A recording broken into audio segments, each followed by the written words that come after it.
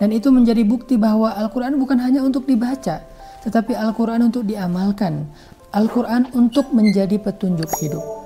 Hudal lil muttaqin, petunjuk bagi orang yang bertakwa, petunjuk bagi manusia. Sehingga ketika Nabi dan para sahabat sedang mengalami satu peristiwa, maka mereka merasa bingung bagaimana cara menyelesaikan masalah ini. Bagaimana cara untuk menghadapi masalah ini. Maka Allah turunkan ayat. Allah ajarkan Nabi dan para sahabat begini caranya. Itulah alasan kenapa Al-Quran diturunkan secara berangsur-angsur. Setelah dia turun sekaligus dari Lauhul Mahfuz ke langit dunia. Salah satu contohnya adalah ketika Nabi bersama para sahabat sedang bermalam di sebuah rest area, di sebuah oasis di tengah padang pasir. Lalu ketika subuh hari, mereka kekurangan air untuk berwudu. Banyak dari mereka yang mengeluh tidak bisa melaksanakan sholat subuh karena tidak bisa berwudu, karena tidak bisa mandi. Waktu itu belum ada ayat tayamum, baru ada ayat berwudu.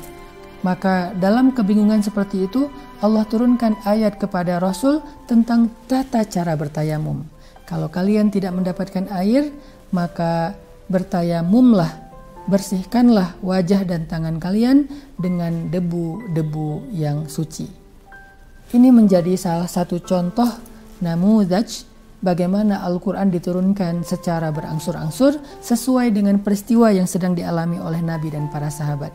Sehingga Al-Quran bukan hanya dibaca, tetapi menjadi petunjuk mereka dalam hidup. Ada lagi cerita yang lain, misalnya di dalam surat Al-Mujadilah atau Al-Mujadalah. Pembukaan surat Al-Mujadalah berkisah tentang seorang perempuan namanya Khawlah bintu Tha'labah. Khawlah adalah perempuan yang sedang mendapatkan masalah rumah tangga. Dia diceraikan oleh suaminya dengan kalimat-kalimat yang tercela. Suaminya mengatakan, engkau bagi saya seperti ibu, artinya haram selama-lamanya. Seperti seorang anak haram bagi ibunya, maka suami Khawlah mengharamkan Khawlah bagi dirinya selama-lamanya. Engkau bagi saya seperti ibu saya, artinya talak yang tidak boleh rujuk lagi. Dalam bahasa syariat ataupun fikih, hal ini dikenal dengan nama zihar. Khawlah merasa sedih. Khawlah merasa bingung. Bagaimana cara merujuk agar dia bisa kembali kepada suaminya. Dia kasihan kepada anak-anaknya. Dia juga tidak tega meninggalkan suaminya yang sudah tua.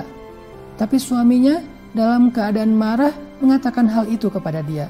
Lalu bagaimana solusinya? Datanglah Khawlah kepada Nabi. Ya Rasulullah, suami saya menikahi saya di waktu saya gadis. Lalu ketika saya sudah memiliki banyak anak, memberikan dia banyak anak, dan saya sudah tua, tidak lagi menarik seperti dulu, dia menceraikan saya dengan mengatakan, saya bagi dia seperti ibunya. Apakah saya sudah diceraikan dan tidak bisa lagi rujuk ya Rasul? Nabi kemudian mengatakan, wahai Khawlah, engkau tidak bisa lagi bersama dengan suamimu. Maka Khawlah merasa sedih. Khawlah pulang ke rumahnya dalam keadaan sedih karena tidak bisa lagi rujuk dengan suaminya. Tapi sebelum Khawlah keluar dari rumah Nabi, Allah turunkan wahyu kepada Nabi di pembukaan surat Al-Mujadalah. Yang intinya adalah ternyata zihar bukanlah syariat Islam.